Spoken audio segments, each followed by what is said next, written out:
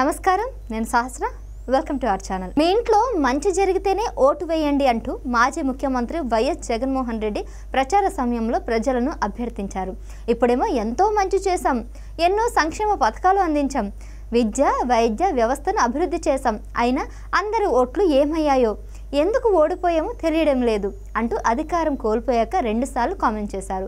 కానీ తమ ప్రభుత్వం చేసిన దుర్మార్గపు పనులకు ప్రజలు విసిగిపోయి తమని ఓడించారన్న నిజాన్ని మాత్రం అంగీకరించలేకపోతున్నారు.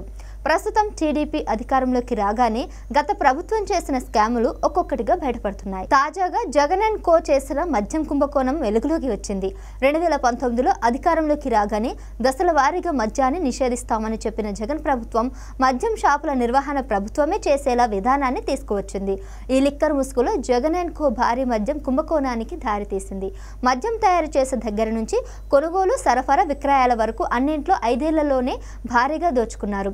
వేల కోట్ల రూపాయల కుంభకోణంలో జగన్మోహన్ రెడ్డిదే ప్రధాన పాత్ర కాగా ఆయన వెంట ఎంపీలు పెద్దిరెడ్డి, మిథున్ రెడ్డి, విజయసాయిరెడ్డి కూడా ఉన్నారనే ఆరోపణలు వచ్చాయి. తమ బినామీ పేర్లతో కంపెనీలకే 10,000 కోట్ల మద్యం ఆర్డర్లు పొందడమే ఇందుకు సాక్ష్యం. దీంతో ఇందులో కీలక పాత్ర పోషించిన వారి మూలాలను వెలికి తీయడానికి సిబిఐ, ఈడీ సమగ్ర దర్యాప్తు చేయాలన్న డిమాండ్లు పెరుగుతున్నాయి. వైసీపీ సర్కారు అధికారంలోకి వచ్చిన వెంటనే కొత్త లిక్కర్ పాలసీ పేరుతో డిస్టిలరీలు, బ్రూవరీలను స్వాధీనం చేసుకుని జే బ్రాండ్లు తయారు చేసి ప్రజల్లో విడుదల చేశారు. ఇందులో కేసుకు అడిగినంత కమిషన్ ఇచ్చిన వారికి మద్యం సరఫరాకు ఆర్డర్లు ఇచ్చారు. ప్రస్తుతం ఉన్న బ్రాండ్లు లేకుండా జే బ్రాండ్లు మాత్రమే అమ్మారు. ప్రజల ఆరోగ్యాలతో చెలగాటమాడారు. అయితే ఈ మధ్య కుంభకోణం అంతా ఎంపీ మిథున్ రెడ్డి కనుసన్నల్లోనే జరిగిందనే ఆరోపణలు ఎక్కువగా వినిపిస్తున్నాయి. ఐటీ కన్సల్టెంట్గా పనిచేసిన కసిరెడ్డి ఆదేశాలతో వచ్చిన కమిషన్లను బాస్కు అందించారనే ఆరోపణలు కూడా ఉన్నాయి. ఏపీలోని అతిపెద్ద డిస్టిలరీలలో ఒకటైన నంద్యాల ఎస్పీఐ ఆగ్రో ఇండస్ట్రీస్ ను ఎంపీ పెద్దిరెడ్డి, మిథున్ రెడ్డి అనాధికారికంగా తన గుప్పిట్లోకి తెచ్చుకున్నారు. జే బ్రాండ్లు కృష్ణా జిల్లాలోని సెంటేని బయో ప్రొడక్ట్ డిస్టిలరీస్ లో తయారు చేసి అక్కడ నుంచి వాటిని సరఫరా చేయించారు. అక్టోబర్ 2, 2019 నుంచి నవంబర్ 2021 మధ్య నవంబర్ 2021 మధ్య 1,863 కోట్ల విలువైన 1.16 కోట్ల మద్యం కేసులను ఎస్పీఐ ఆగ్రో ఇండస్ట్రీస్ కు అందజేసింది.